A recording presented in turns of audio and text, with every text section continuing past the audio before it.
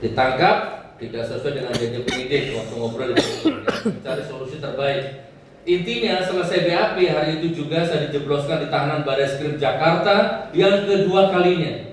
Diisolasi kurang lebih 14 hari, dilarang komunikasi dengan anak istri, keluarga, bahkan semua napi yang ada di situ dikondisikan tidak boleh mendekati kamar saya. Seolah-olah saya ini napi yang paling berbahaya. Oke, saya nggak mau bahas masalah itu, tapi intinya 14 hari pertama saya jalani di tahanan isolasi Barreskrim itu tanpa telepon anak istri, tanpa komunikasi dengan anak istri. Di situ saya mulai merasa bahwa ini episode kezoliman pertama yang saya alami. Saya bisa telepon anak istri kalau dibon sama penyidik, baru saya bisa telepon, dan itu pun terbatas. Saya percepat. Di sini awal dimulainya kezoliman yang saya rasakan. Saya merasa dijarah, dirampas, dirampok kehormatan dan kebahagiaan hidup saya. Belum terbukti bersalah, tapi sudah ditahan, diisolasi, dan diputus komunikasi dengan keluarga. Tidak perlu saya ceritakan secara detail Pak Hakim bagaimana rasanya melewati hari-hari di rutan Barreskrim selama 14 hari pertama.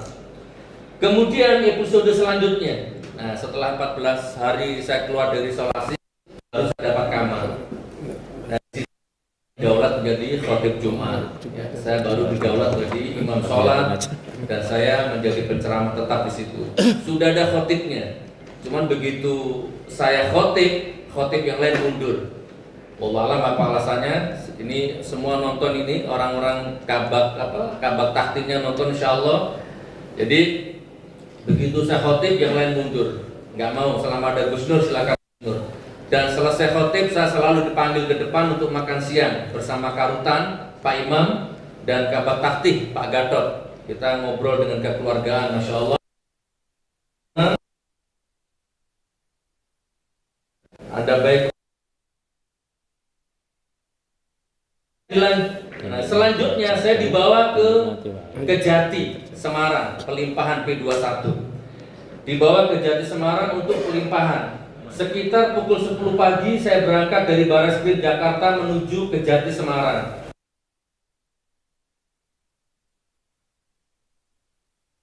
Jaksa Pak Aprianto ini, disitulah kita ngobrol-ngobrol ya. Kemudian diputuskan saya akan dititipkan di Polresta Surakarta, Barreskrim Jati Semarang, dan diputuskan saya dititipkan di Polresta Surakarta. Hari itu juga saya dibawa menuju Polres Surakarta. Nah, yang mulia, setelah sampai di Polresta Surakarta, belum 5 menit baru duduk, ternyata saya harus dikembalikan lagi ke Polda Semarang. Kuasa hukum protes waktu itu, ini kan Gus Nur capek ini dari Jakarta ke Semarang, terus sekarang mau dibawa lagi ke Semarang, bagaimana? Tapi protes kuasa hukum dianggap angin lalu. Malam itu juga saya dibawa ke Polda Jateng, rutan Polda Jateng.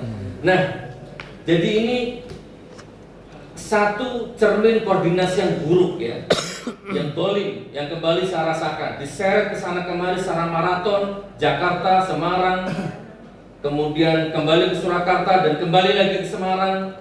Jadi saya betul-betul marah waktu itu yang mulia. Kembali saya rasakan, belum terbukti bersalah, belum terbukti vonis pengadilan bersalah, saya sudah mengalami letih, lelah, lahir dan batin seperti itu. Bapak Majelis yang mulia yang saya hormati, di tahanan Polda Jateng, ini Polda Jateng nonton karena kemarin sempat ramai juga di medsos, Kabid Humasnya Pak Iqbal, ini pledoi untuk Anda. Kembali saya dipaksa untuk menjalani episode kezoliman berikutnya. Mungkin bagi mereka bukan kezoliman, tapi bagi saya kezoliman.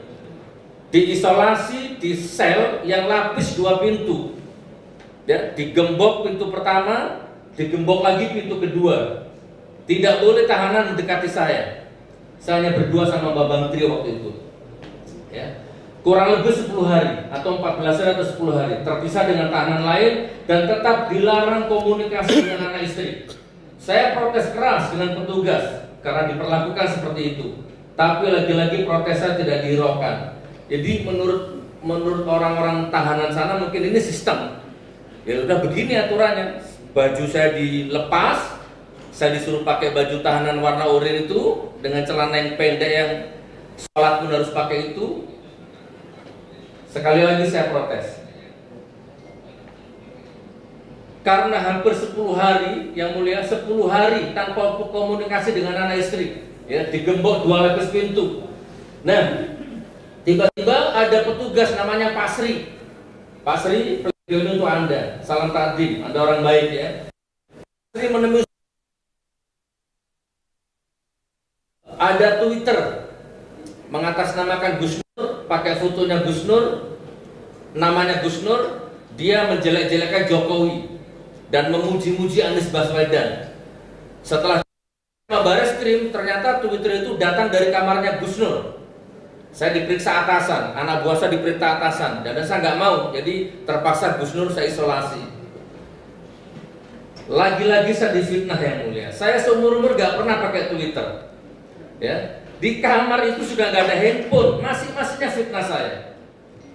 Nah, selama kurang lebih 10 hari saya rasakan penderitaan kembali, bukan penderitaan. Nanti kalau saya ngomong derita, dikira saya curhat ya, dikira saya lemah. Tapi intinya tidak boleh telepon anak istri, diisolasi selama 10 hari. Difitnah punya akun Twitter, padahal tidak. Baru setelah itu saya dipindahkan ke kamar ya. Mungkin sudah selesai masa karantinanya, saya dipindah di kamar lagi. Yang ternyata tidak kalah memprihatinkan, sempit, kecil, dicampur dengan tahanan narkoba yang isi 9 orang. Kamar itu untuk sekedar meluruskan kaki saja bisa, nggak cukup. Jadi sering saya tertidur itu nyelonjorkan kaki, nendang kepalanya orang. Yang sering saya tendang itu namanya Pak Jiji dari Tasikmalaya sana. Ini tidak saya kurangi, tidak saya tambahi.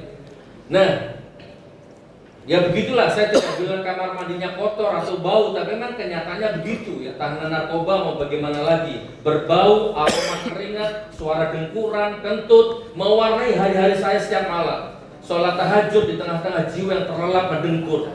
Untuk sujud saja rasanya susah. Jadi belum terbukti bersalah, belum divonis bersalah, tapi saya sudah diperlakukan dengan sangat biadab seperti ini.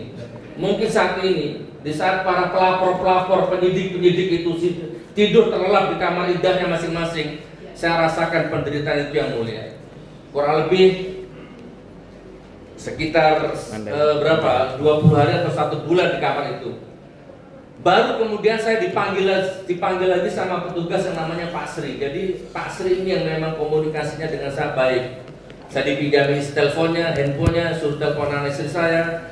Nah, baru saya ngomong, Pak Sri, itu bukan tempat saya. Kita sholat berjamaah, kenapa